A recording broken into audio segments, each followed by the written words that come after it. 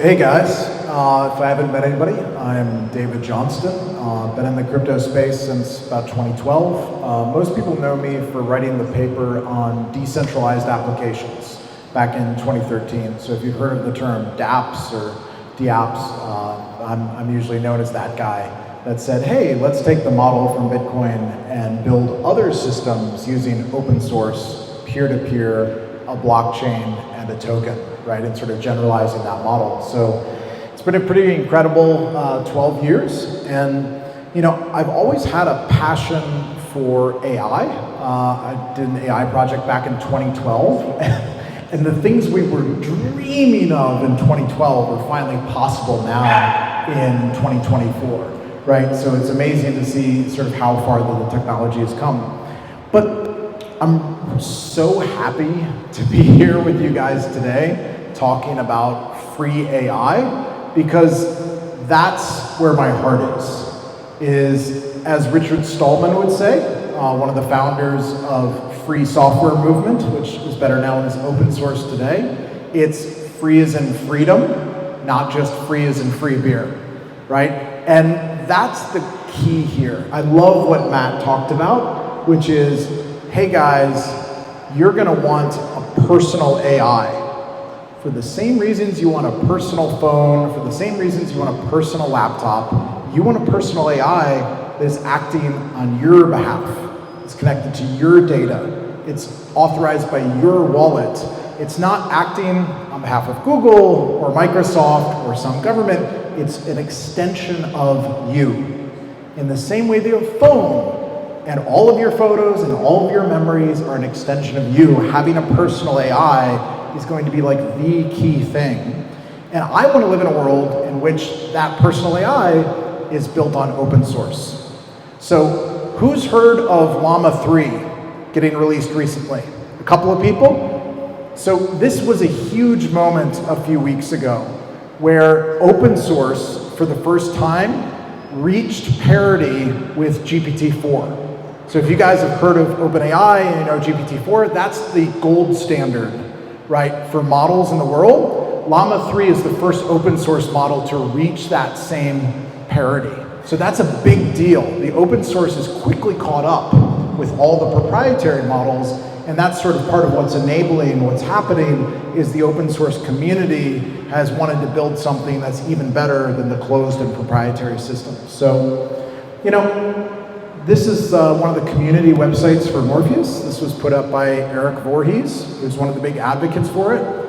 And to me, Morpheus is a movement. There's no company. There's no foundation. There's no DAO. There's no central entity whatsoever. It's entirely been built as public source and as a decentralized community from day one. From the anonymous authors proposing the white paper last September, to the hundreds of coders that showed up and said, we want to build FreeAI, to the thousands of capital contributors who've provided staked ETH. It's really been an incredible journey. I've rarely seen something emerge so organically, but as Matt covered, like, the urgency is there, right? The regulatory capture is happening right now. So if we're gonna build this, we got to build this now, because we might not be able to build this a year or two from now, right? And so the Morpheus community and this movement has been on this incredible journey. And, you know, if I were to give you the best comparison, I would compare it to Ethereum, right? Like you talked about, Ethereum is a platform for smart contracts. The Ethereum Foundation's not creating Uniswap or any of these smart contracts. It's just giving people the platform. Right, here's consensus, here's execution, here's wallets, here's all the infrastructure that you need. So if you ask the question, okay, how do we build a personal AI? Morpheus is trying to incentivize the whole tech stack that you need. Okay, you need open source models. Great, here's a reward for compute. Oh, well, we need all the smart agents. Great, let's reward the builders.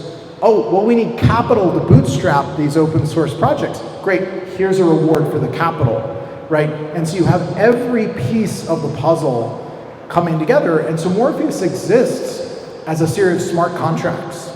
They were launched on Ethereum on February 8th, and within a few weeks, $300 million showed up in staked Ethereum, and people started contributing that staking reward, that rebase reward every day to the project and to bootstrapping this concept. And again, where's that money going? There's no treasury. That was one of the sort of brilliant things about this fair launch model, is it's taking all of that yield and it goes directly into protocol-owned liquidity.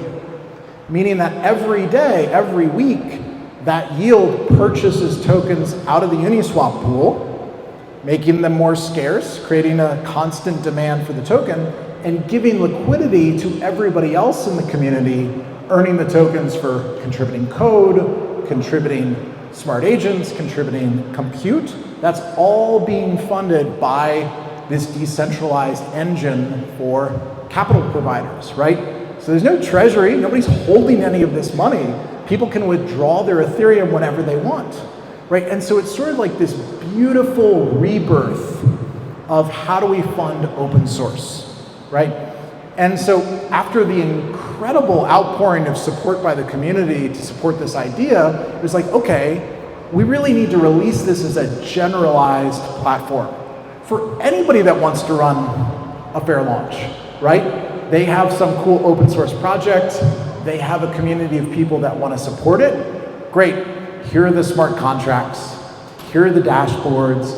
It's been audited 7 times by including Open Zeppelin, some of the top cybersecurity firms in the space. And so it's almost surprising that nobody had done this before, right? People go out and they launch a project and they build bespoke smart contracts and they get their own audit done. And it takes 6 to 12 months. The auditors charge hundreds of thousands of dollars. Like during a bull market, you're lucky if you can even get on their schedule, right, in 3 to 6 months. And so why not have a fair standard that's not controlled by any company or any protocol, but has been well tested, well audited, great smart contracts available to everyone. And so that's this concept of the More20 platform. Let's create a platform that's standardizing how to do these fair launches. And so just in the last few weeks, a bunch of people have come out and say, I want to do that, right? That fits my ethics, that fits my philosophy. I want to launch a project. There's an entire page here on the ecosystem slide, on the ecosystem part of the website, that talks about all these projects saying, we're going to do a More20. We're going to do a fair launch. We don't want to pre-mine. We don't want a centralized entity. We don't want a company. We want our community to own and run this project, right? And I think that can be really transformational, right? Because if you've been in crypto for a while, one of these sticking points has been like, okay, cool, I want to fund this stuff, but now there's a company again. Now there's a central point of failure. Now you're trusting somebody with your Ethereum. What's really unique about this model is there's no trust required. You can withdraw your Ethereum whenever you want. There's only a 7-day lockup, and then you can pull it out whenever you please, right? There's no treasury holding the yield that's coming out of it. But think about those effects. Now you don't have a committee. Now you don't have a bureaucracy. Now you don't need votes. Each person can make an individual decision about the projects they want to support, about the models they want to use, about the agents they want to leverage, right? And so it's been incredible to see the explosion of interest and excitement by people. And here's the thing, we're all Morpheus. There's nobody's permission to ask for, right? And so people often say, hey, can I do that? Like, I couldn't stop you if I wanted to. I'm one of the code contributors, but it's a permissionless system. That's the whole idea. And so we've seen these meetups and decentralized AI days popping up all over the world. Well, some guys did one in Kiev, Ukraine. There's been some in India. They're popping up in South America, all over the world, because everybody in the Morpheus community is free to organize whatever they want, just like if you're in the Bitcoin community or the Ethereum community. And so it's been really refreshing to see that kind of community first approach from a project and sort of how much support it's seen from people. And so it's gonna be really wild to see this. And you guys are here on a momentous day. because I'm happy to say the More 20 contracts got published to GitHub this morning. And so they are live. It's huge because now effectively everyone has access to this tool. So whatever project they want to spin up, they can do so permissionlessly and really get everybody access to this set of tools in order to fundraise their open source. And I think that's the key here is, if we want to get mass adoption, we have to remove the barriers. Right? And up until now, the barrier has been, well, you need millions of dollars, you need a Swiss foundation, you need to set up a board in Zug, you need to, have all these things. And all of a sudden, this is bringing the barrier down for developers to just, do you have the code? As long as you have the code, the platform provides everything else. You can bring your community in, it handles all the payments, it provides the inference. Ryan's going to talk about the decentralized router and how the Morpheus Lumerin node works. And so think about it like an open source version of the App Store, right? Why did developers love the App Store?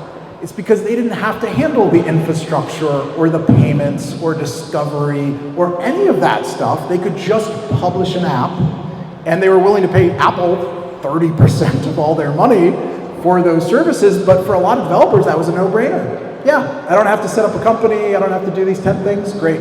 And so Morpheus is a lot of things. It's the capital, it's the compute, but it's also a marketplace, right? People are gonna be able to release these smart agents and the community can discover them and they get rewarded based on the usage, right? That's sort of a brilliant idea in of itself, is let's have a free market for the builders, for the capital providers, for the compute providers, and for the coders. Right? Morpheus's core philosophy is all built on free markets, and that you don't have to make one decision for everybody.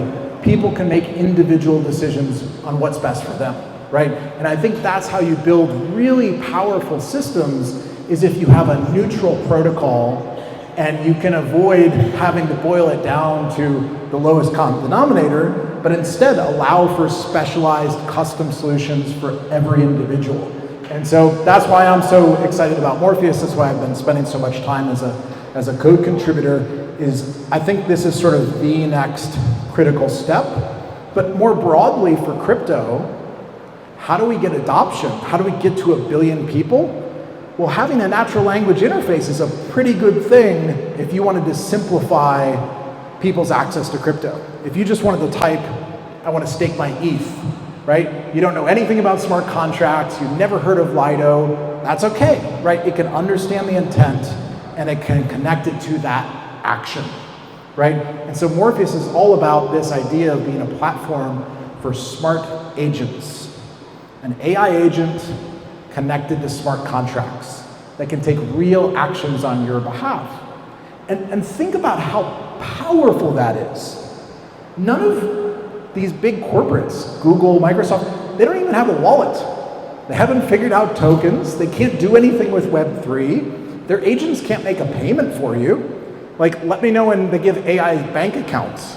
Like, you can barely get through the KYC for a regular bank account, right? Nobody's giving an AI bank account. So crypto is the natural answer to how all of these payments are going to happen in an agentic, agent-first kind of context. But I want that context where the human's at the center, where the individual is controlling the agent with their Web3 wallet, right? So you got 400 million people now have a Web3 wallet, right? They probably have MetaMask or something like that. Great, they have a private key and they can prove that they authorized this action. And it was only them, right? No matter how smart AI gets, it's not going to break the laws of physics. It's not going to undo global cryptography yet. And so that's a pretty good basis for proving I, as an individual, this is my AI, this is my data. And so, just wanted to give you guys sort of a preview of what's happening in this movement that's going on, why people are so excited about it. And, the token went live. It's still early days, but the supply curve is 16 years. And there's a tail emission for 256 years. So this is a long-term project. There was no pre-mine. There was no token sale. There is no formal team. The only people that have the more tokens either provided capital from their staked ETH, or they provided code. When compute goes live, people will be earning it for providing the AI models. So what I like is this is an entirely fair, transparent, and open community, and nobody has any preference. Nobody has any special rights. Nobody can, prevent you from doing what you want to build in the Morpheus context. So I'll stop there, but like that's the big takeaway is this is an interesting new crypto primitive. Think about it as a way to do automated recurring revenue. This isn't a one-time thing. The 90-day bootstrap period wasn't the end. Those capital rewards go for the whole 16 years. And so people have started putting more staked ETH in since the token went live. Because now they know, yes, I can put my ETH in, yes, I can take my ETH out, but now I can get my reward as well, right? And so it's just at this beginning of this long journey where everybody can participate and compete. So happy to take questions, but that's more 20. All right. Brian, you got a question for us? What are the challenges you see with launching more 20? And I ask because actually in 2019, with the Block Zero DAO, we launched something semi-similar, not necessarily even a standard, but the issue we ran into was you need enough capital for those emissions to be really able to do anything in the first place. So just what are your thoughts on that and any other challenges you've encountered at least for more 20? So that's a really great question. First of all, who's familiar with Ethereum staking? Most of the people in the room. Okay, so I won't belabor the point.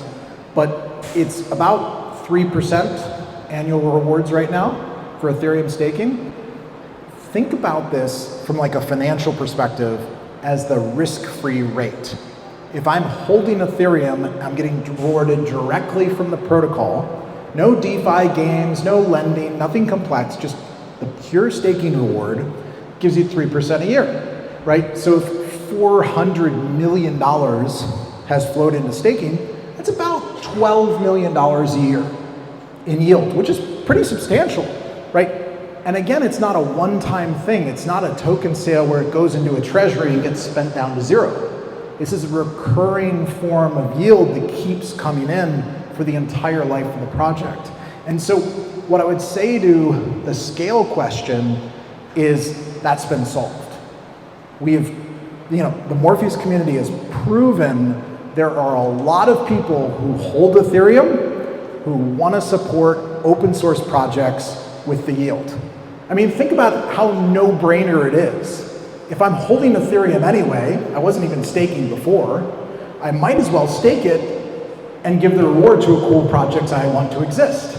I've got the same number of ETH I started with, and now I've got this additional token, and I've helped bootstrap decentralized AI into the world.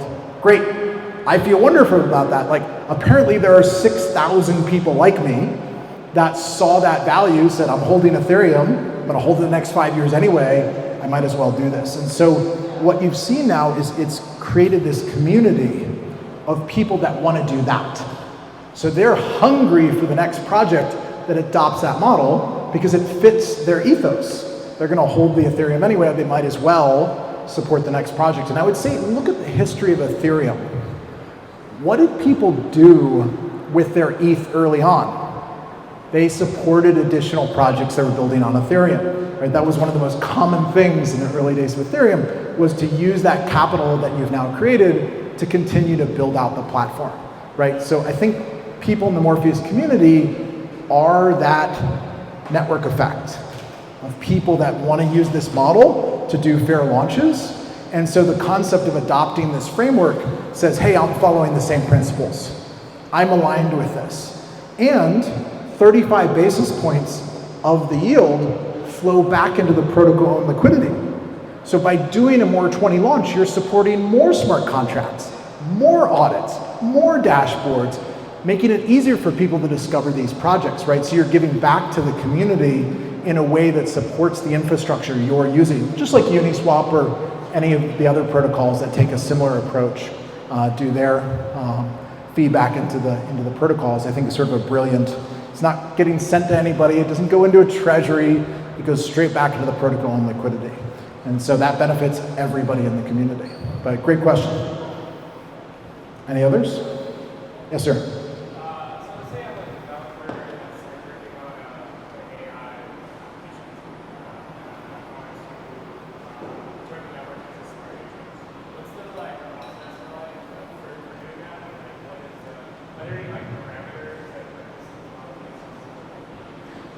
So just to repeat the question, if you're a builder and a developer and you want to get involved in the ecosystem, I'd recommend looking at more.software. You can actually register on there as a developer, and it adds you to the list of people that want to build on Morpheus. And they're just going to send out information about the next projects that are coming up, open issues on GitHub, where you can contribute code and get rewarded for that. There's a whole ecosystem of Morpheus requests for comment, sort of like the improvement process of Morpheus, just like Ethereum has the Ethereum request for comment. If you know ERC20, that came out of that process, right? And so contributing to that gets rewarded if you add code to the platform. So there's a lot of ways, but that's a good website to register at. You could just go to the GitHub. You don't have to go through the website. You can go straight to the GitHub and basically start commenting on issues or proposing improvements to the protocol. And it's important to understand the phases. So right now, Morpheus is live for Capital. It's live for code contributors. And next, it's in testnet now for compute. And that'll probably go live sometime next month. And then the phase after that, the smart agent builders start collecting rewards. So that's probably June or July, but it's a good time to get up the curve on how the platform works, how the technology works. And to answer your question, for most developers, it's just going to look like an API. Here's the same format as OpenAI uses, right, for the schema. Hit that API, but instead of having to slice your credit card on OpenAI, you're holding more in order to get access to the inference, right? So every person that holds a More token has a pro rata right to the daily compute of the network. So there's tens of millions of dollars now in rewards for compute providers. So there's a lot of resources. And so instead of having to buy that every day, think of it as like hodling for inference or staking for inference by owning the token. A great example of this is Venice. So who heard of Venice.ai got launched a few days ago? Just a few people. So Eric Voorhees built this beautiful website, Venice.ai. And it's basically a private and permissionless ChatGPT. No account, no sign up, just show up the website. You can start generating text or creating images. It's using all open source models like Llama 3 or News Hermes. And so you can generate anything. You can install this on your phone right now. So if you guys want a personal AI, it's here today. Like, go to Venice AI right now. It will prompt you. You can pin the website to your homepage just like an app, and now you have a personal AI on your phone, doesn't spy on you, doesn't collect data, doesn't censor you, uses all open source models. And the way Eric built it is if you hold one Morpheus token and you connect it to your MetaMask, you get a free pro account on Venice.ai because they're going to use Morpheus in the back end for their inference. So it's sort of a brilliant way of paying for their hosting cost, if you will, in the traditional terminology, using an entirely Web3 decentralized context.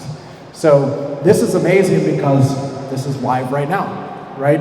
And like we talked about, the open source models are just as good now as like a ChatGPT-4. So I expect Venice will have an API. You could use that directly. Yes, Luke? Given Matt's talk and your experience,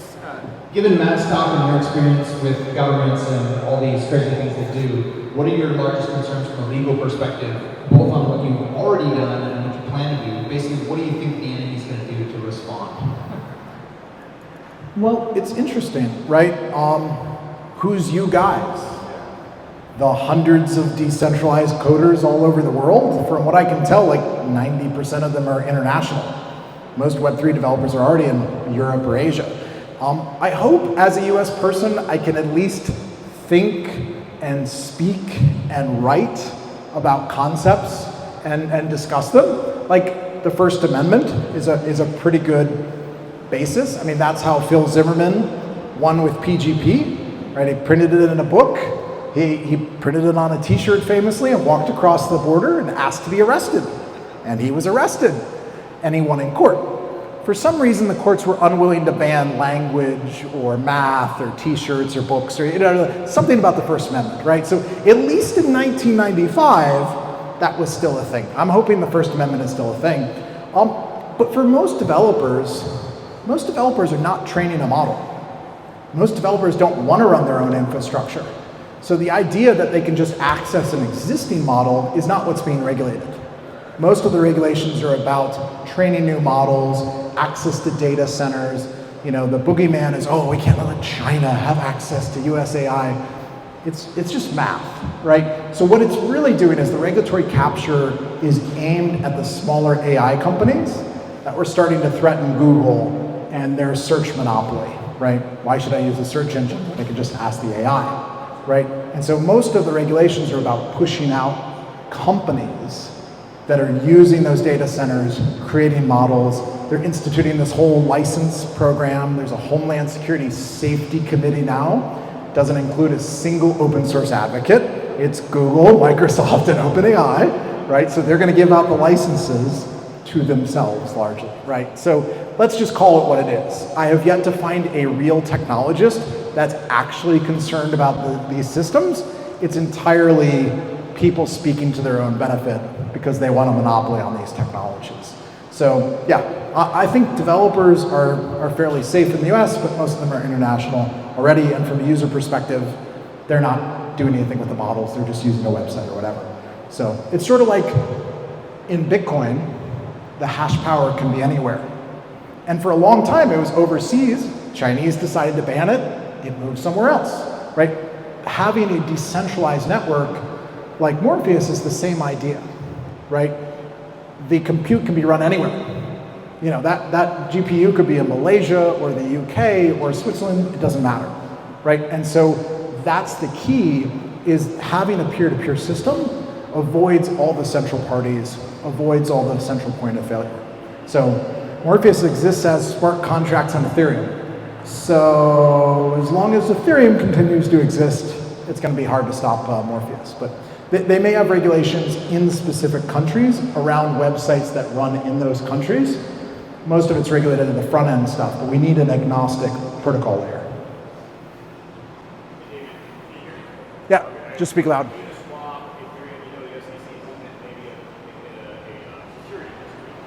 Yeah. So the question is, the SEC is suing everybody and their brother. Uniswap, Kraken, Coinbase, MetaMask, the decentralized self-custody wallet, like they're claiming that's a broker, which is absurd. Most of those things are probably unconstitutional, and the companies are winning in court, right? I think 6 out of 6 lawsuits the industry has won. The SEC seems to largely be doing it for political reasons that don't have to do with legal reasons. So, you know, I think that's part of the answer. But you know, Uniswap as an entity in New York, they have an office in New York. There's like nobody even knows who wrote the paper in Morpheus. The developers are all over the world, but most of them are anon. Like, you know, you could tell me stop talking about Morpheus. Like, okay, that's not going to stop the concept from propagating to billions of people around the world. So, you know, I hope I can stay in the US. I'm looking forward to staying in the US. We'll see. But I feel pretty good.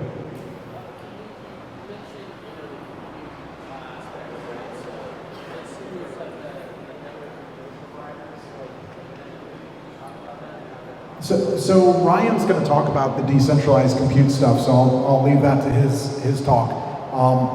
But the short answer is it's fully peer-to-peer, it's based on nodes, uses the same type of frameworks as you would for decentralizing hash power. Lumen protocol has done an amazing job with that. And they said, oh, we could extend this model for AI, we can extend this model for inference. Let's do that, right? And they were really passionate and a big part of the Morpheus community. So they've been leading that effort, along with other open source devs all around the world. But yeah, he'll get into that specifically. Cool. Any other questions? All right, guys. Thank you so much.